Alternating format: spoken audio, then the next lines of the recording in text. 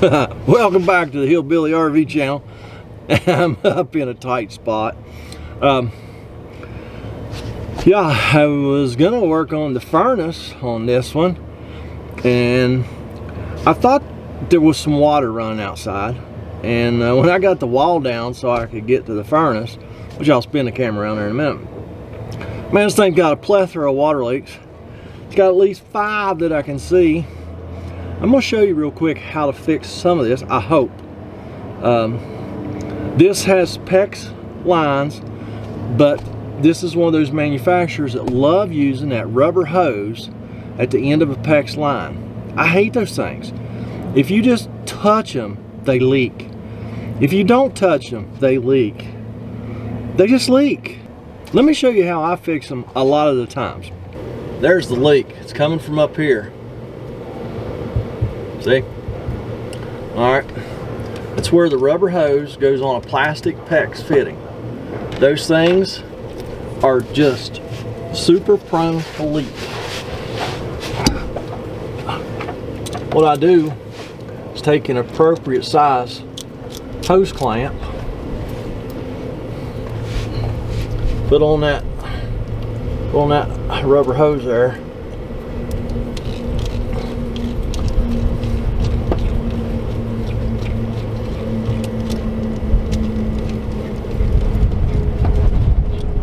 slide that thing up there as close as I can possibly get it without overlapping.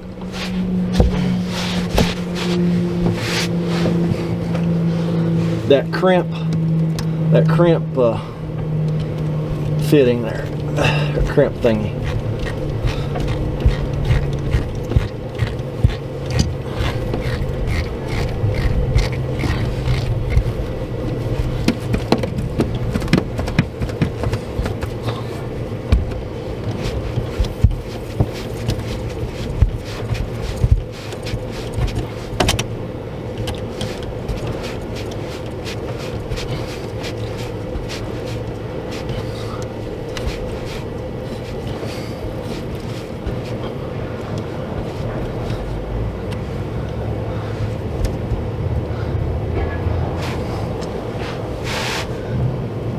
That one's fixed.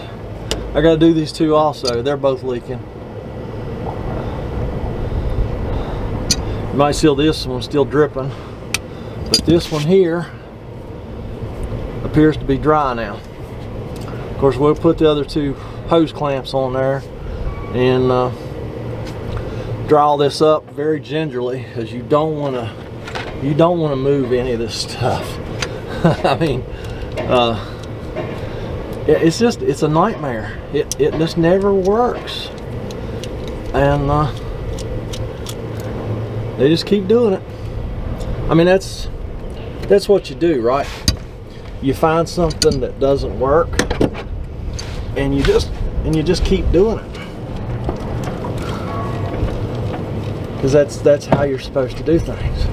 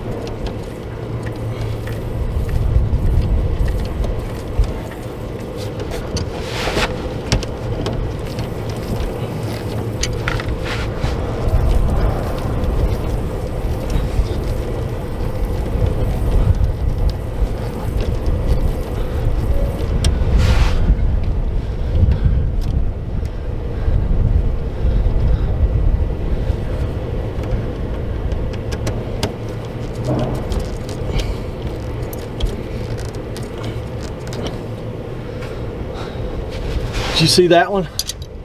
My hand was probably in the way, but it actually started squirting when I started getting that clamp tight, and then it stopped. I mean, there's still some residue on there, but it's not dripping off anymore down here, which you can't see because the light was in the way. Well, yeah, Of course, this one's leaking also.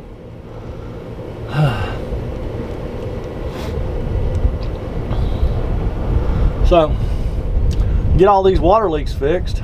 And then I'll see about getting the furnace out of here. And it's in a very bad spot, so probably end up getting a couple more water leaks because I disturbed water lines.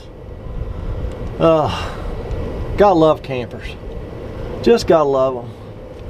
Get this furnace out of here, which I am not going to try to video, and then I may show you the repair on it. So y'all just hang tight and I'll let you know. You'll know when I know. Well, I got all the water leaks stopped. I got the furnace out. It's on the back of the truck. And if y'all watch, if you're a regular watcher of my videos, you know that I thought I was working on a Dometic furnace there not so long ago, and it was actually not a Dometic. It was a Suburban. This one actually is a Dometic, and it's got the common failure. Let me show you. We got her wired up here, making sure ain't nothing touching. Shouldn't be touching. Yeah, let me show you. Now the fan comes on.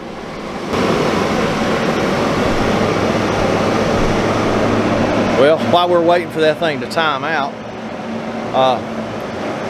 it's taking a minute here to remind y'all to be sure and check out all the links below. Go to my Amazon store if you need any parts or tools to work on your RV. Go to my Amazon store. Got a lot of stuff in there. It's all stuff that I've tried and I like, or parts that I keep on the truck. All right, it finally timed out. If you look down in there, see that red blinking light? There's a 3-second pause, a blink. 3-second pause, a blink. When we look on the legend right here, it tells us it's an airflow limit fault. Since it's a Dometic furnace, it's the cell switch. So just 2 screws, 2 wires. Let me get that changed out and then we'll test fire this thing. I got the cell switch changed. This one actually sounds like it had an internal failure. Usually they kind of click. You hear a little click when it opens and closes. This one don't do it. So like I say, we got that switched out. Got the propane line hooked up. Let's make the final connection here and let's test. Oh, this one is one of those that I've talked about. The flue is way back in there. This furnace will not light without that flue stuck in there, or a piece of pipe of some kind. Let me go grab that flue. Whenever you're removing a furnace that's got a flue that looks like that, you have to take the flue out to get the furnace out anyway. So I'm just going to stick that in right there.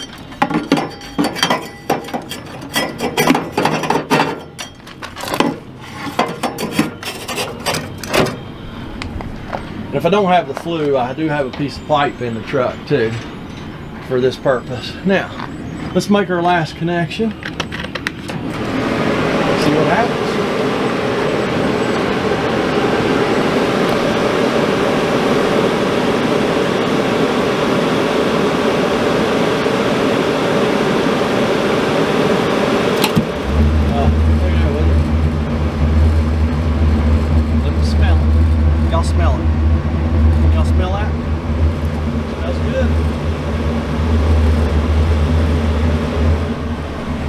Well, alright, so Dometic furnace with a bad cell switch, shocker.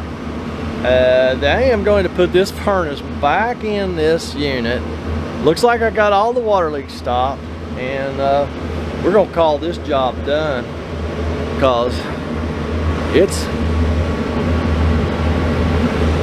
3:30 in the afternoon. I haven't had lunch yet. I didn't know I was going to be here all day long. So y'all go get you some lunch. Go down there in that comment section while you're eating your lunch and leave me a comment, a criticism, concern. I am going to go up the road and get me something to eat, and y'all have a fantastic day.